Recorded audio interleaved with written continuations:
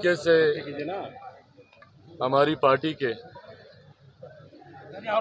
वरिष्ठ मजबूत नेता, हमारे संसदीय बोर्ड के प्रदेश अध्यक्ष उल्लास पांडे जी के परिवार में एक दुखद घटना घटी। उनके सुपुत्र की जिस तरीके से एक दुर्घटना में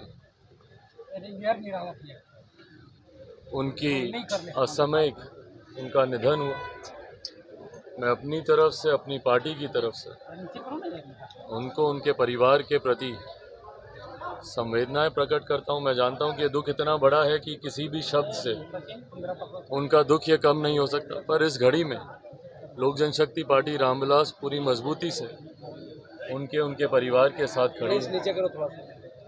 आज विशेषतः सत्र चल रहा था, दिल्ली में कमेटी की भी एक आध बैठक थी। कल हमको आना था पटना, कल पटना में कार्यक्रम है। जमुई में प्रधानमंत्री जी कुछ योजनाओं का उद्घाटन करेंगे। 6 तारीख को खगड़िया में कार्यक्रम है। कटिहार भी जाना है जहाँ पे घटना घटी। पर आज आने का विशेषता कारण ही यही रहा कि जिस तरीके से उल्लास जी के परिवार में ये घटना घटी, अभी वहीं पर हम लोग जाएंगे उनके परिवार से मुलाकात करने। घाट पर शायद इस वक्त लेकर गए, तो हम लोग वहाँ पर जाएंगे। तो अपनी तरफ से, पार्टी की तरफ से उनके परिवार को संतावनाएं देते हैं और ईश्वर दिवंगत आत्मा शांति प्रदान करे, ये प्रार्थना करते हैं। अब कोई सवाल आपके? राहुल गांधी को आज सुप्रीम कोर्ट से मोदी संडे में बड़ी राहत मिली है, तो क्या कहेंगे भाई? इसमें कहना क्या है, न्यायालय की एक न्यायिक प्रक्रिया का हिस्सा है। सुप्रीम कोर्ट से ने जिस तरीके से उनकी सज़ा पर रोक लगाई, यकीनन उससे उनकी जो सदस्यता है संसद की, वो सदस्यता उनकी वापस होती है और सज़ा देने का भी काम न्यायालय के द्वारा ही किया गया था। हाई कोर्ट ने उनको सज़ा दी थी, सुप्रीम कोर्ट के द्वारा उस सज़ा पे रोक लगाई गई। ये न्यायिक प्रक्रिया का हिस्सा है। अगर कुछ तथ्य और सामने आएंगे तो उसी आधार पर न्यायालय अपना आदेश देगा। कल जिस तरह से ललन सिंह षड्यंत्र के तहत राहुल गांधी को ऐसे फंसाया गया था। भाई, षड्यंत्र के तहत फंसाना राजनीतिक मापदंडों में तो समझ में आता है कि आरोप प्रत्यारोप आप लगा सकते हैं, बट जहाँ पे जुडिशरी इन्वॉल्व है उसमें इन बातों का उल्लेख करना, कहीं ना कहीं आप जुडिशियल सिस्टम पे आप उंगली उठाते हैं, जो कि कहीं से भी उचित नहीं है। न्यायालय पे हम सबका भरोसा है और बड़े से बड़े विवादित मसलों पर हम लोगों ने न्यायालय पे ही विश्वास किया है कि जो उनका वर्डिक्ट आएगा उसका हम लोग सम्मान करेंगे। तो ऐसे में जब आप आरोप लगाते हैं कि कोई षड्यंत्र रचा गया, ये कहीं ना कहीं न्यायालय को, जुडिशरी को गलत दिशा में दिखाता है। ये गलत है। उस वक्त भी जिस तरीके से तथ्य सामने आए, हाई कोर्ट के द्वारा ये आदेश दिए गए, सुप्रीम कोर्ट ने उस पर रोक लगाई, उस वक्त भी हम लोगों ने फैसले का सम्मान किया था। आज भी हम लोग फैसले का सम्मान करते हैं। आप कल जिस तरह से संसद में ललन सिंह का वक्तव्य आया, उस पर क्या कहेंगे, जो बीजेपी के सांसदों पर? भाई, आप अपनी बातों को रखें, उसमें कहीं किसी को एतराज़ नहीं है और सदन का पटल ही इस बात के लिए। और हम लोग तो चाहते हैं भाई कि सदन में जितनी ज़्यादा बहस हो उतना अच्छा है। मणिपुर के विषय को लेकर भी हम लोग एक लंबे समय से हम लोग चाहते थे कि बहस हो, पर वो प्राथमिकता विपक्षी दलों के लिए कभी रही नहीं।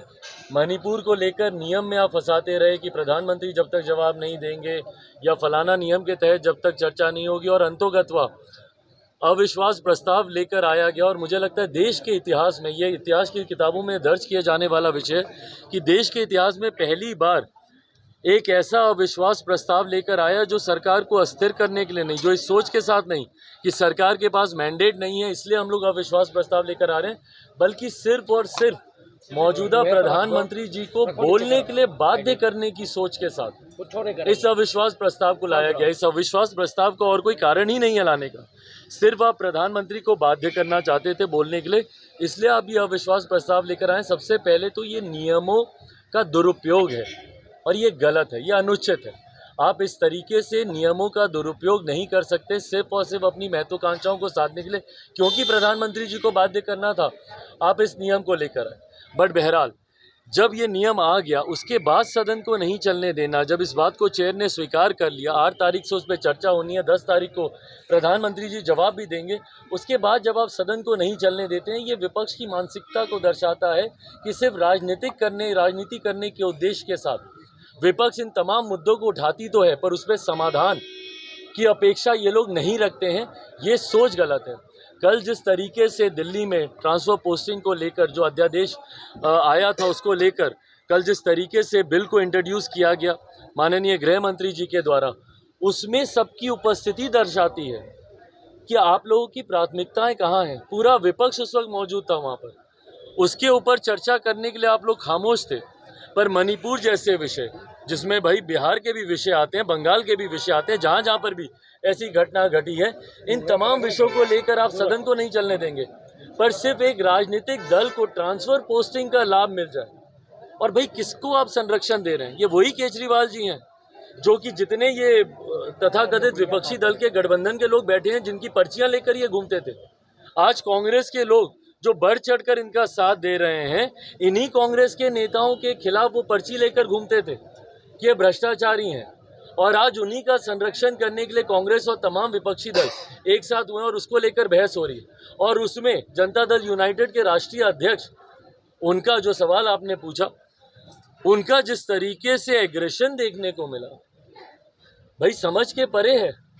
एक लंबा समय उन लोगों के विरोध में जिन लोगों ने राजनीति की, कल माननीय गृह मंत्री जी ने भी सदन के पटल पे यही कहा कि भाई इन्हीं लोगों का विरोध करते थे, आज लालू जी के साथ हैं। लालू जी का विरोध करने की वजह से ही इनका उदय हुआ था। विकल्प बनकर आए थे ये राष्ट्रीय जनता दल का, और उस वक्त के जंगल राज का, जिसको जंगल राज नाम देने का काम नीतीश कुमार जी ने किया। और कल उनका एग्रेशन देखिए, कितने उत्तेजित होकर, कितने गुस्से में वो बातों को रख रहे हैं। क्या एक पार्टी के राष्ट्रीय अध्यक्ष को शोभा देता है इस तरीके के शब्दों का इस्तेमाल करना? आज हम लोग की पार्टी की तरफ से भी उनका वो वीडियो ट्वीट किया गया है। जिस तरीके से मतलब जैसी भाषा का इस्तेमाल कर रहे हैं, भाई कोई सड़क पर कोई लड़ाई नहीं हो रही ना, कोई व्यक्तिगत हाथापाई नहीं हो रही है।